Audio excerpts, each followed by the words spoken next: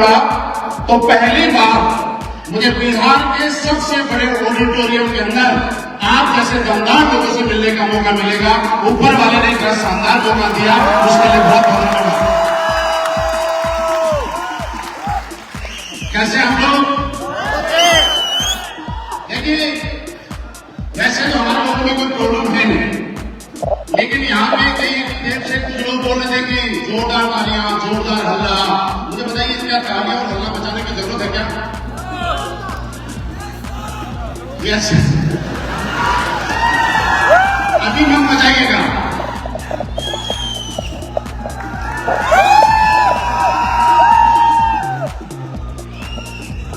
Love you sir, love you all. धन्यवाद, बहुत बहुत धन्यवाद। दिल की गहराइयों से धन्यवाद, थैंक यू। एक बात बताता हूँ, देखिए तालियां बजाना और हल्ला बजाना और सीटियां बजाना आपके लिए क्यों जरूरी है। जब लगे कि जरूरी है तो बजा लेना, उसके बाद नहीं तो कोई दिक्कत नहीं है। वैसे अपने यहाँ पे कमी मिलेगी, क्योंकि जितनी बज रही थी उससे ज्यादा बज रही है, सही है ना? एक बार छोटी सी कहानी सुनाता हूँ, कहानी भी है, रियल बात है। एक बार क्या हुआ, एक कवि सम्मेलन हो रहा था। जैसे हम लोग बैठे हुए यहाँ, बहुत सारे कवि अपनी अपनी परफॉर्मेंस देने के बाद पीछे जाके बैठे हुए थे। और जब कवि सम्मेलन हो रहा था तो सारे कवि एक दूसरे को अपनी बातें बता रहे थे कि हम आपसे बेहतर हैं, हम आपसे बेहतर हैं, हम आपसे बेहतर हैं। ऐसे होता है ना कवि सम्मेलन में, आपने देखा होगा। तो कुछ हिंदुस्तान के कवि थे और कुछ अमेरिका के कवि थे। तो ऐसी बात में बहस छिड़ गई, तो अमेरिका वाले ने एक ऐसी बात कही जो भारत वाले को समझ में नहीं आई। और अमेरिका वाले ने ये बोला कि आपके हिंदुस्तान के अंदर जो लोग हैं अपनी वाइफ से, अपनी पत्नी से बहुत कम प्यार करते हैं, लेकिन हमारे अमेरिका के अंदर लोग जो है अपनी वाइफ से, अपनी पत्नी से बहुत ज्यादा प्यार करते हैं। तो ये बात हिंदुस्तान वाले कवि को बड़ी समझ में नहीं आई और उनके बीच में विरोधाभास हो गया। बोले यार, ये तो गलत बोल रहे हो, हमने तो ऐसा सुना है कि हिंदुस्तान के अंदर पति अपनी पत्नी से ज्यादा प्यार करता है आजाद देशों के बजाय। ऐसा आपने भी सुना है ना? मुझे बोलिए, सुना है ना? सुना है ना? सुना है ना? तो अमेरिका वाले ने बोला, देखिए सर, लॉजिक की बात होती है, बोलने से कुछ नहीं होता। तो हिंदुस्तान के कवि ने बोला कि ठीक है, लॉजिक बताइए, लॉजिक क्या है? बोला, लॉजिक ये है कि हर चीज का इस जिंदगी में एक कोटा होता है, और आपके हिंदुस्तान में लोग अपनी पत्नी से इतना कम प्यार करते हैं कि उस कोटे को पूरा करने के लिए 7 जन्मों का रिश्ता बनता है। और हमारी अमेरिका में लोग अपनी पत्नी से इतना ज्यादा प्यार करते हैं कि एक ही जन्म में 7 रिश्ते बना लेते हैं। समझ गए? देखिए, हर चीज का कोटा है। अब आज के बाद, यहां से जाने के बाद, समझो, जो भी आदमी अपनी पत्नी से ज्यादा प्यार करता हुआ दिखाई देगा,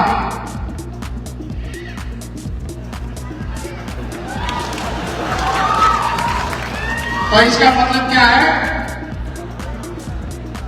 और जो आज के बाद कम प्यार करता हुआ दिखाई देगा, वो 7 जन्मों तक रिश्ता निभाना चाहता है। तो मेरे दोस्त, इस हर चीज का एक कोटा है।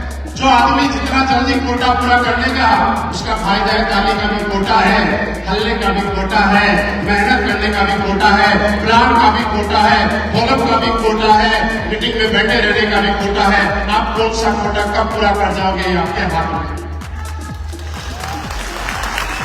मेरे दोस्त, आज हम सारे लोग मिलके बिहार के सबसे बड़े इंडोर स्टेडियम के अंदर हैं।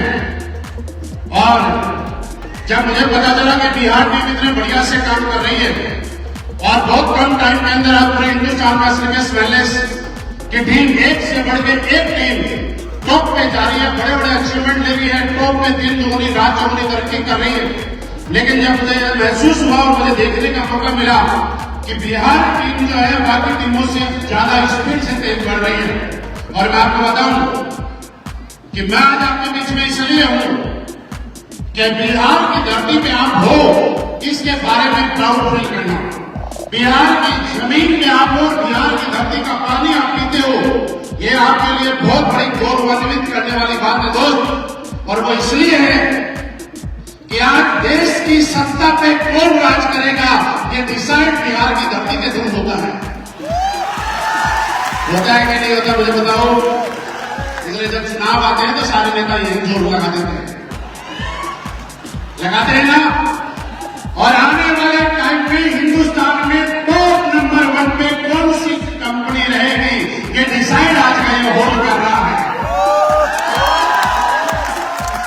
किसी को बताने की जरूरत नहीं है, हो चुका है ये होल की भीड़ खचाखच भरा हुआ होल ये साबित कर चुका है कि आने वाले टाइम में AWPL ने जो टारगेट दिया था कि इतने साल में नंबर 1 की होगी, company director, company MD and CEO mister Sanjeev Singh के कानों में आवाज जरूर चली जाएगी कि अपना टारगेट थोड़ा कम कर दीजिएगा सर, जो आपका टारगेट है उससे पहले AWPL नंबर 1 हो जाएगा। क्या मैं सही बोल रहा हूं मेरे दोस्त? मैं आपको देखिए बहुत सारे लोग नए हैं, इसलिए मैं थोड़ा सा बेसिक बताना चाहता हूं। मैं आप ही की तरह इस बिजनेस का, यहां पे कुछ लोग ऐसे होंगे जिन्होंने अपनी पढ़ाई में BA किया होगा, किसी ने MBA किया होगा, किसी ने कुछ और किया होगा। मैंने मेरी लाइफ में बहुत ज्यादा पढ़ाई नहीं की है और उसकी वजह यह है कि पढ़ाई करते करते मैं सरकारी नौकरी में मुझे जाने का मौका मिला। 12वीं क्लास के बाद मैंने फर्स्ट ईयर किया, सेकेंड ईयर किया। सेकेंड ईयर में मैं पास हो गया, उसके बाद में मैंने भर्ती देखी आर्मी की और पहली रैली देखी थी मैंने मेरी जिंदगी की और उसी के अंदर मैं सिलेक्ट हो गया। और मैं ये कह सकता हूं कि आज तक मैंने BA फाइनल का एग्जाम नहीं दिया, तो ये नहीं कह सकता कि मेरे पास BA की डिग्री है। मेरे ने कई बार कोशिश की, मेरे साथ वालों ने मुझे बताने की कि आप एग्जाम दीजिए, 1 साल का अगर और कोर्स करोगे तो आपके पास BA की डिग्री हो जाएगी। मुझे आज तक ये समझ में नहीं आया कि मैं BA की डिग्री क्यों करूं। मेरे दोस्त, आप लोग जब लोगों के पास आते हैं तो एक चीज समझ में आते होंगे, लोगों को तरह तरीके से आप समझाते होंगे कि काम करो, प्लान करो, काम करो, प्लान करो, आप मोटिवेट करने की कोशिश करते हैं, लेकिन आपने देखा होगा उसके बाद भी लोग मोटिवेट नहीं होते। सही है, वजह यह है कि जब तक आदमी को ये समझ में नहीं आ जाता कि मुझे ये काम करना जरूरी क्यों है, तब तक दुनिया की कोई ताकत उस काम के लिए उसको मोटिवेट नहीं कर सकती। मुझे ये समझ में नहीं आया कि BA फाइनल की डिग्री लेने का फायदा क्या है और सारी दुनिया ने ताकत लगा ली। मैंने वो एग्जाम देना आज तक नहीं जायज समझा और मैंने एग्जाम नहीं दिया, क्योंकि मैंने एक चीज सोची थी, हम लोग जिन परिवार से आते हैं, मिडिल क्लास परिवार से, वहां एक चीज नॉर्मली बताई जाती है कि बेटा तब तक पढ़ाई करो जब तक नौकरी ना लग जाए। सही बोला? दूसरा कारण, तब तक पढ़ाई करो जब तक शादी ना हो जाए, क्योंकि आदमी की नौकरी नहीं लगी लेकिन पढ़ाई करता है तो शादी हो जाती है कि लड़का पढ़ रहा है, कम से कम कहीं न कहीं सिलेक्ट हो जाएगा, आवारा नहीं घूम रहा है। मेरे साथ संयोग से क्या हुआ कि जब मेरी नौकरी लगी, उससे पहले मेरी शादी भी हो गई थी और मेरी नौकरी भी लग गई, तो लोग मुझे समझाते थे कि करना है। मैंने कहा 2 काम में पढ़ाई करते और वो दोनों काम मैं मेरी जिंदगी में कर चुका और मैं भारतीय सेना के अंदर चला गया। आज मैं प्राउड फील करता हूं कि हिंदुस्तान के निशान पूरी दुनिया के सबसे दमदार किसी ऑर्गेनाइजेशन के अंदर मुझे नौकरी करने का मौका मिला, तो मैं उसके लिए अपने आप को सौभाग्यशाली मानता हूं, क्योंकि आज कोई आदमी किसी भी नौकरी के अंदर चेक के दम पे जा सकता है, चेक के दम पे जा सकता है, सिफारिश के दम पे जा सकता है, लेकिन अगर आपको भारतीय सेना में जाना है तो आपको फिजिकल फिट भी होना पड़ेगा, मेंटली फिट भी होना पड़ेगा, आपकी हाइट भी होनी पड़ेगी, आपके अंदर हर वो चीज होगी जो सेना के लिए जरूरत है। सिफारिश और चेक के दम पे आप किसी और नौकरी में तो जा सकते हो, लेकिन सेना की नौकरी में नहीं जा सकते। आज इसके पीछे कारण आपने यहां पे देखा कि यहां पे आज AWPL इतनी स्पीड से क्यों बढ़ रही है, आपका नेटवर्क इतनी स्पीड से क्यों बढ़ रहा है, उसके पीछे भी एक वजह है कि यहां पे जब आपने अपना टाइम देने मिस्टर नसीब खान जी को, मिस्टर महेश जी को, संदीप जी को, जयवीर जी को और भी कई लीडर्स को जिनका बैकग्राउंड कहीं न कहीं आर्मी से रहा हुआ, दिनेश जी को आपने देखा, तो एक चीज आपको समझ में आ गई होगी, और इन लोगों ने आप दिन रात करके मेहनत इसलिए करते हैं क्योंकि इनको पहले से ही मेहनत करने की आदत पड़ी हुई है और वो वहां पे मेहनत करने की आदत पड़ी, वहां देश सेवा की, यहाँ पे वही मेहनत की आदत पड़ी हुई को आगे बढ़ा के यहाँ पे वही समाज सेवा करने का काम कर रहे हैं। इसलिए वेलनेस और सारे फाइटर दिन दोगुनी रात चौगुनी की स्पीड से ग्रोथ कर रहे हैं, इसके पीछे वजह है। आप समझिएगा, मेहनत करना मुश्किल नहीं है, मुश्किल है मेहनत करने की आदत डाल लेना। इन लोगों ने मेहनत करने की आदत डाल दी और इसलिए लगातार मेहनत किए जा रहे हैं। क्योंकि दोस्त, आज हम लोग यहाँ पे आए, मुझे मालूम है बहुत सारे लोग आज पहली बार आए, मुझे मालूम है बहुत सारे लोग पहले मेरे से एक दो बार किसी और में मिले होंगे, मुझे मालूम है किसी ने हमारा प्लान देखा होगा, मुझे मालूम है कुछ लोग ऐसे भी होंगे जिन्होंने अभी तक प्लान नहीं देखा होगा। लेकिन मैं आपको समझाना चाहता हूँ दोस्त, इस काम को अगर आप करें तो इस बात के लिए मत करना कि पैसे आएंगे। मैं हाथ जोड़ के आपसे रिक्वेस्ट करना चाहता हूं, पैसों के लिए इस काम को मत करना साहब, क्योंकि पैसे 2 नंबर का काम करके भी कमाए जा सकते हैं कि नहीं, बोल के बताइएगा। यस। लेकिन काम कुछ ऐसा करना जिंदगी के अंदर आपको अगर मौका मिले तो मेरे दोस्त, काम कुछ ऐसा करना कि जब आप किसी गली से निकल जाओ और आपकी पीठ पीछे लोग आपकी बुराई नहीं, आपकी तारीफ करें, आपको अपने काम के उस दिन प्राउड फील होगा। हम लोग जो आज काम कर रहे हैं, ये काम वो काम नहीं कर रहे कि लोग हमारे मुंह की तारीफ करते हैं। हम लोग ये काम करते हैं कि आज हमारे काम के प्रति लोग मुंह पे कम और पीठ पीछे ज्यादा तारीफ करते हैं। और इसके पीछे वजह ये कि अगर काम करने के लिए ही पैसा कमाने के लिए हम लोग काम कर रहे होते तो शायद 2 नंबर का काम करके भी अपना गुजारा कर सकते थे।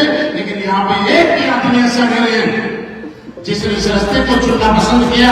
यहाँ पे एक भी आदमी ऐसा नहीं है जिसने पैसा कमाने की पूरी दी।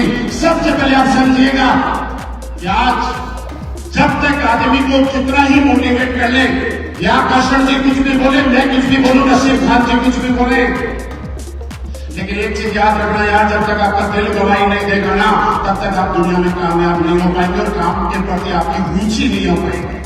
आप काम के अंदर आपकी रुचि तब हो जाएगी जब आपका दिल गवाही देगा। आप इस काम से अपने आप से सवाल करके देखिए, हम लोग क्या करते हैं। हम लोग लोगों के घरों में जाके लोगों को ये बताते हैं क्या खाना है, क्या पीना है, कब खाना है, कब पीना है, कैसे खाना है, कैसे पीना है। ये इस बात से लोगों को फायदा होता है कि नुकसान होता है, बताइएगा मुझे।